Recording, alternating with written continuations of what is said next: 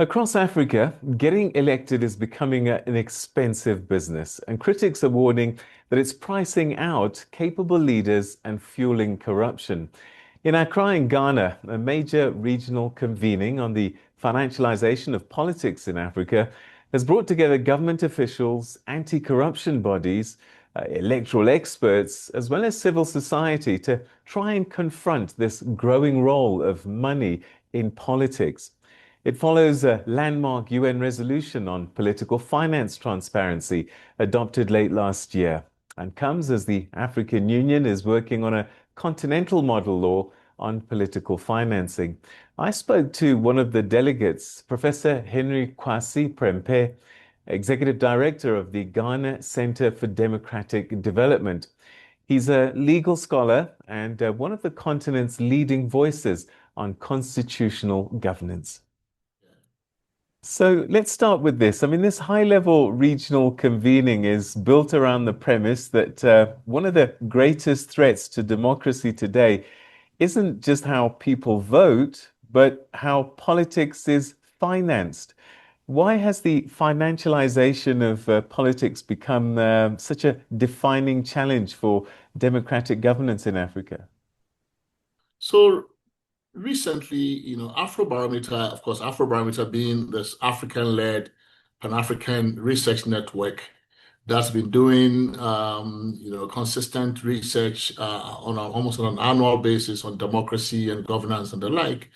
Afrobarometer data over the last few years have pointed to a trend that those of us in the democracy space find quite troubling, which is that while support for democracy across Africa remains reasonably high, that Africans increasingly are expressing dissatisfaction with democracy, with the outcomes and with the way democracy is working in their various countries. And in Afrobarometer's last flagship report published last year, 2025, over 6 out of 10 Africans expressed such dissatisfaction. And we have also noticed that in countries where such dissatisfaction is actually quite high, most recently about negative 40% in Mauritius, negative 40% in Botswana, negative 32% in South Africa. We see that in those countries, voters have tended to register their dissatisfaction by voting massively against the incumbent government. It also happened in Ghana in the last elections in 2024, where Ghanaians had dropped by 23%. Now, fortunately for us, in those countries, these changes, political turnover, were within democracy. So there wasn't really a collapse of democracy as such. But in more fragile democracies across Africa, where such dissatisfaction has registered, we have to worry about unconstitutional changes of government. So as citizens express more dissatisfaction, some of the drivers that Afrobarometer data also reveal are that citizens are feeling excluded from politics. They don't have sufficient participation, they don't feel sufficiently included, and then there are also concerns about growing corruption. So these two factors among the drivers is really what has forced some of us to look into, just behind the numbers, what is it that is excluding Africans from feeling included in politics? And what are some of the drivers behind the increasing worry around corruption? And that is what really led us to money in politics as really one of the major culprits. And anecdotal evidence also across the continent. I mean, research is there in Ghana. Numbers that have been thrown about hover between 100 million and 200 million for presidential elections.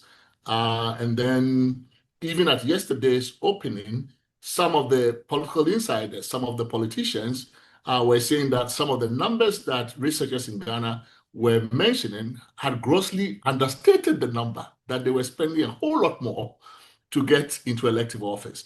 It's not just a Ghana problem, it is across the continent. So this is really why the issue has come to the fore now, that in order really to salvage public trust in democracy and to really protect its legitimacy, we really need to address this issue of money in politics.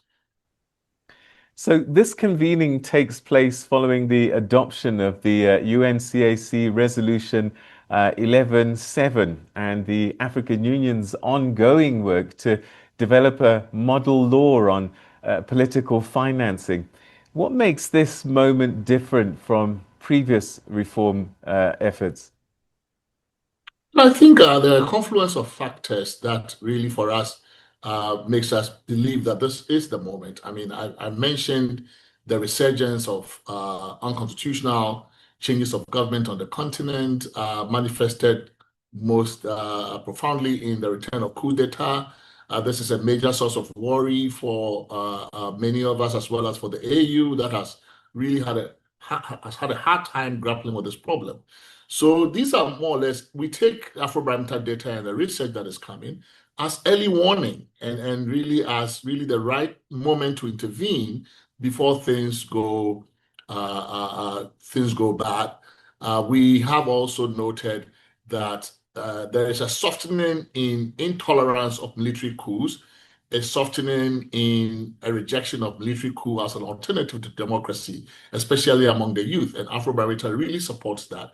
Afrobarometer data really supports that. So we think that the time to act is now. And I think that there's a sense of urgency that even political elites in the various countries are beginning to feel and are beginning to actually sense. So for us, I think that is the moment that we're in now. I mean, I'm listening to you, and you talked about exclusion. And I guess one of the things is that running for office has become really expensive. And what that has meant is that women are excluded, and specifically youth. Is this why we're probably seeing this Gen Z type of protests popping up in many locations now across the continent? I think there's clearly a correlation. I mean, when the barriers to entry into policy making circles, into decision making circles, become increasingly constricted and are closed, then the legitimate some of the more legitimate forums for airing grievance and for trying to influence decisions really become inaccessible to large numbers of the population, and therefore, of course, the streets becomes one alternative, right? So, especially for Gen Zs, I mean, it's a really an alternative that is about the only alternative that is available when they are left out of they don't have a seat at the table. So yes, I think there is indeed a correlation between access to the high levels of political decision making and the streets, and that when you close one, you make the other more attractive. So yes, I do think that there is a correlation between the two. The other thing that you talked about, and one of the strongest themes emerging from this convening, is the connection between political financing, corruption, illicit financial flows, and state capture. Some of these things may seem not connected, but how are these issues linked, and what reforms are really needed urgently? I think if you look at all of these as almost part of a certain, whether it's where we call it supply chain or value chain, I think, the money in politics is almost at the very beginning of the chain, which is how you get into office, how much it costs you to get into office, really has a direct effect on what it is that you do with power once you get it. So the chances are that, I mean, this is not you're going into public service to serve. And if it must cost you this much to get in, then probably the first order of business when you get in is how do you recoup your investment? And which would have effects on, the kind of procurement agreements you make, the kinds of contracts you sign. So there is indeed a direct line, in our view, between accessing the cost of accessing power and what you begin to then do once you are seated at the table, contracting, procurement, all of these state capture issues, illicit money. If you've been financed by big money, if you've been financed by illicit money, they will have to recoup it. I mean, for them, that's an investment. So if you become the investment vehicle for illicit money, for cartel money, they do have to find a way to recoup their investment. So I think there is definitely a direct line between how we do politics, how we finance politics, and all of the things that then happen later on once you get into office. So, as this high-level regional convening concludes, what concrete outcomes can Africans expect? I think given the diversity and the of actors and stakeholders at this meeting, from the AU level to government representatives, to the politicians to civil society, I think that the kinds of issues that we're talking about are also going to feed into this whole model law idea, which is that the issues here are not specific to any particular country.